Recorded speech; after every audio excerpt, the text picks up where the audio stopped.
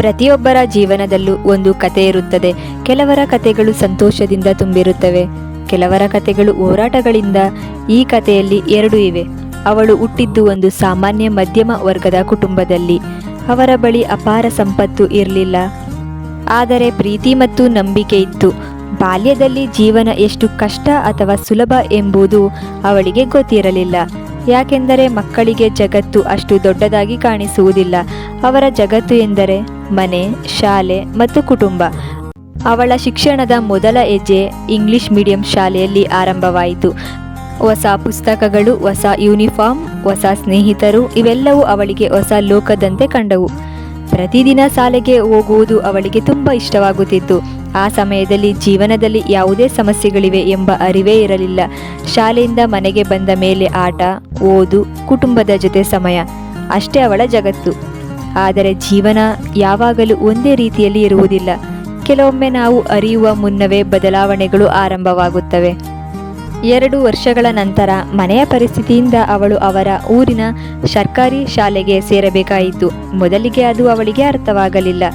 ಅವಳು ಓದುತ್ತಿದ್ದ ಶಾಲೆಯನ್ನು ಬಿಟ್ಟು ಹೊಸ ಶಾಲೆಗೆ ಹೋಗಬೇಕೆಂದು ಹೇಳಿದಾಗ ಮನಸ್ಸಿಗೆ ಸ್ವಲ್ಪ ಬೇಸರವಾಯಿತು. ಹೊಸ ಶಾಲೆಯ ಮೊದಲ ದಿನ ಇನ್ನೂ ನೆನಪಿದೆ. ಹೊಸ ಮುಖಗಳು, ಹೊಸ ಶಿಕ್ಷಕರು, ಹೊಸ ವಾತಾವರಣ. ಮೊದಲ ಕೆಲವು ದಿನಗಳು ಎಲ್ಲವೂ ಅಪರಿಚಿತವಾಗಿತ್ತು. ಆದರೆ ನಿಧಾನವಾಗಿ ಆ ಶಾಲೆಯು ಅವಳ ಬದುಕಿನ ಒಂದು ಭಾಗವಾಯಿತು. ಸರ್ಕಾರಿ ಶಾಲೆಯಲ್ಲಿ ಓದುತ್ತಿದ್ದ ದಿನಗಳು ಅವಳಿಗೆ ಬಹಳಷ್ಟು ಪಾಠಗಳನ್ನು ಕಲಿಸಿವೆ. ಅಲ್ಲಿ ಓದುತ್ತಿದ್ದ ಮಕ್ಕಳು ವಿವಿಧ ಕುಟುಂಬಗಳಿಂದ ಬಂದಿದ್ದರು. ಕೆಲವರ ಬಳಿ ಪುಸ್ತಕ ಖರೀದಿಸಲು ಸಹ ಹಣ ಇರಲಿಲ್ಲ.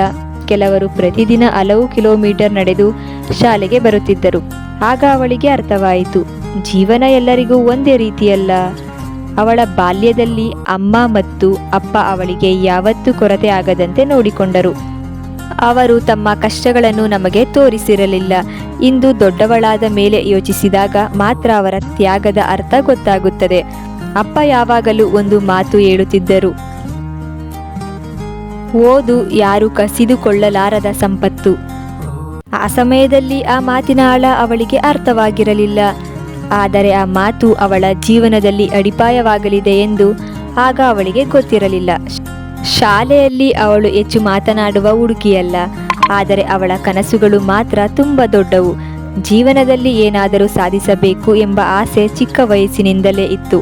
ಅವಳ ಸ್ನೇಹಿತರು ಆಟವಾಡುತ್ತಿದ್ದಾಗ ಅವಳು ಅವರ ಜೊತೆ ಆಟವಾಡುತ್ತಿದ್ದಳು. ಹಬ್ಬಗಳು ಬಂದರೆ ಎಲ್ಲರ ಜೊತೆ ಸಂಭ್ರಮಿಸುತ್ತಿದ್ದಳು. ಆ ದಿನಗಳಲ್ಲಿ ಜೀವನ ತುಂಬ ಸರಳವಾಗಿತ್ತು. ಆದರೆ ಕೆಲವೊಮ್ಮೆ ದೊಡ್ಡ ಬಿರುಗಾಳಿಗಳು ಬರುವ ಮೊದಲು ಜೀವನ ತುಂಬ ಶಾಂತವಾಗಿರುತ್ತದೆ. 7ನೇ ತರಗತಿಯವರೆಗೆ ಸರ್ಕಾರಿ ಶಾಲೆಯಲ್ಲಿ ಓದುತ್ತಿದ್ದಾಗ ಅವಳ ಜೀವನ ಸಾಮಾನ್ಯವಾಗಿಯೇ ಸಾಗುತ್ತಿತ್ತು. ಅವಳು ಅವಳ ಭವಿಷ್ಯದ ಬಗ್ಗೆ ಹೆಚ್ಚು ಯೋಚಿಸಿರಲಿಲ್ಲ. ಆದರೆ ಅವಳ ತಂದೆ ಮಾತ್ರ ಅವಳ ಭವಿಷ್ಯದ ಬಗ್ಗೆ ಕನಸು ಕಾಣುತ್ತಿದ್ದರು. ಅವರಿಗೆ ಅವಳು ಚೆನ್ನಾಗಿ ಓದಿ ಜೀವನದಲ್ಲಿ ಮುಂದೆ ಬರಬೇಕು ಎಂಬ ಆಸೆ ಇತ್ತು.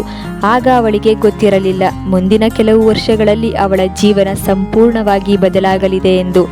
ಅವಳಿಗೆ ಗೊತ್ತಿರಲಿಲ್ಲ, ಅವಳು ತೆಗೆದುಕೊಳ್ಳುವ ಕೆಲವು ನಿರ್ಧಾರಗಳು ಹಲವರಿಗೆ ಇಷ್ಟವಾಗುವುದಿಲ್ಲ ಎಂದು ಅವಳಿಗೆ ಗೊತ್ತಿರಲಿಲ್ಲ.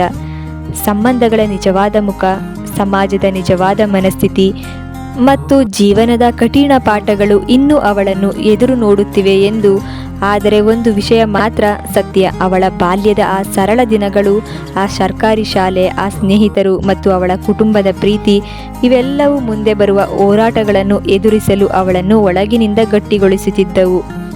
ಆಗ ಅವಳು ಅದನ್ನು ಅರ್ಥ ಮಾಡಿಕೊಂಡಿರಲಿಲ್ಲ. ಆದರೆ ಹಿಂದಿರುಗಿ ನೋಡಿದಾಗ ಅನಿಸುತ್ತದೆ, ಅವಳ ಜೀವನದ ಅತ್ಯಂತ ಅಮೂಲ್ಯ ದಿನಗಳು ಅವೇ ಬಾಲ್ಯದ ದಿನಗಳು. ಜೀವನದಲ್ಲಿ ಕೆಲವು ಬದಲಾವಣೆಗಳು ಸಣ್ಣದಾಗಿ ಕಾಣಿಸುತ್ತವೆ, ಆದರೆ ನಂತರ ಅವೇ ನಮ್ಮ ಭವಿಷ್ಯವನ್ನು ಬದಲಿಸುವ ತಿರುವುಗಳಾಗುತ್ತವೆ. 7ನೇ ತರಗತಿ ಮುಗಿದ ನಂತರ ಅವಳ ಜೀವನದಲ್ಲೂ ಅಂಥದ್ದೇ ಒಂದು ತಿರುವು ಬಂತು. ಆ ಸಮಯದಲ್ಲಿ ಅವಳು ಅವಳ ಓದಿನ ಬಗ್ಗೆ ಹೆಚ್ಚು ಯೋಚಿಸುತ್ತಿದ್ದಳು. ಅವಳಿಗೆ ಚೆನ್ನಾಗಿ ಓದಿ ಜೀವನದಲ್ಲಿ ಏನಾದರೂ ಸಾಧಿಸಬೇಕು ಎಂಬ ಆಸೆ ದಿನದಿಂದ ದಿನಕ್ಕೆ ಹೆಚ್ಚಾಗುತ್ತಿತ್ತು. ಅವಳ ತಂದೆಯೂ ಅದೇ ಕನಸು ಕಾಣುತ್ತಿದ್ದರು. ಒಂದು ದಿನ ಮನೆಯಲ್ಲೆಲ್ಲ ಒಂದು ಪ್ರಮುಖ ವಿಷಯದ ಬಗ್ಗೆ ಚರ್ಚೆ ನಡೆಯುತ್ತಿತ್ತು. ಅದು ಅವಳ ಮುಂದಿನ ಶಿಕ್ಷಣದ ಬಗ್ಗೆ. ಅವಳ ತಂದೆಯ ಆಸೆ ಏನೆಂದರೆ ಅವಳು ಉತ್ತಮ ಶಿಕ್ಷಣ ಪಡೆಯಬೇಕು.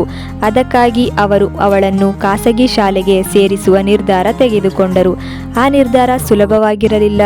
ಅವರು ಶ್ರೀಮಂತ ಕುಟುಂಬವಲ್ಲ, ಪ್ರತಿಯೊಂದು ರೂಪಾಯಿಗೂ ಬೆಲೆ ಇತ್ತು. ಆದರೂ ಅವಳ ತಂದೆ ಮಗಳ ಶಿಕ್ಷಣದ ವಿಷಯದಲ್ಲಿ ಯಾವತ್ತೂ ರಾಜಿ ಮಾಡಿಕೊಳ್ಳಲು ಬಯಸಲಿಲ್ಲ. ಆದರೆ ಎಲ್ಲರಿಗೂ ಈ ನಿರ್ಧಾರ ಇಷ್ಟವಾಗಲಿಲ್ಲ. ಸರ್ಕಾರಿ ಶಾಲೆಯಲ್ಲೇ ಓದಿದರೆ ಸಾಕಲ್ಲವಾ? ಇಷ್ಟು ಖರ್ಚು ಮಾಡಿ ಓದಿಸಿ ಏನು ಪ್ರಯೋಜನ? ಹೆಣ್ಣು ಮಕ್ಕಳು ಅಷ್ಟು ಓದಿದರೂ ಕೊನೆಗೆ ಮನೆ ನೋಡಿಕೊಳ್ಳಬೇಕಲ್ಲವಾ? ಇಂತಹ ಮಾತುಗಳು ನಿಧಾನವಾಗಿ ಅವಳ ಕಿವಿಗೂ ಬೀಳತೊಡಗಿದವು. ಮೊದಲಿಗೆ ಅವಳಿಗೆ ಅರ್ಥವಾಗಲಿಲ್ಲ. ಯಾರಾದರೂ ಓದಲು ಬಯಸಿದರೆ ಅದರಲ್ಲಿ ತಪ್ಪೇನು? ಒಬ್ಬ ತಂದೆ ತನ್ನ ಮಗಳಿಗೆ ಉತ್ತಮ ಶಿಕ್ಷಣ ಕೊಡಲು ಬಯಸಿದರೆ ಅದರಲ್ಲಿ ತಪ್ಪೇನು? ಆದರೆ ಸಮಾಜದ ಎಲ್ಲ ಪ್ರಶ್ನೆಗಳಿಗೆ ಉತ್ತರ ಇರುವುದಿಲ್ಲ. ಕೆಲವರು ನಿಮ್ಮ ಕನಸುಗಳಿಗಿಂತ ತಮ್ಮ ಅಭಿಪ್ರಾಯಗಳನ್ನು ದೊಡ್ಡದಾಗಿ ನೋಡುತ್ತಾರೆ. ಅವಳ ತಂದೆ ಮಾತ್ರ ಯಾರ ಮಾತನ್ನು ಲೆಕ್ಕಿಸದೆ ಮಗಳ ಬೆನ್ನಿಗೆ ನಿಂತರು. ನನ್ನ ಮಗಳು ಓದಬೇಕು, ಅವಳಿಗೆ ಏನು ಬೇಕೋ ಅದನ್ನು ಕಲಿಯಬೇಕು.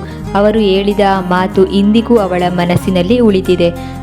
ನಂತರ ಅವಳು ಖಾಸಗಿ ಶಾಲೆಗೆ ಸೇರಿದಳು. ಹೊಸ ಶಾಲೆಯ ಮೊದಲ ದಿನ ಅವಳಿಗೆ ಇನ್ನೂ ಸ್ಪಷ್ಟವಾಗಿ ನೆನಪಿದೆ.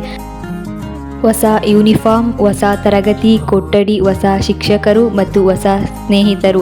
ಮೊದಲ ದಿನ ಸ್ವಲ್ಪ ಭಯವೂ ಇತ್ತು. ಅವಳು ಸರ್ಕಾರಿ ಶಾಲೆಯಿಂದ ಬಂದಿದ್ದಳು. ಇಲ್ಲಿ ಎಲ್ಲರೂ ನನ್ನನ್ನು ಒಪ್ಪಿಕೊಳ್ಳುತ್ತಾರಾ?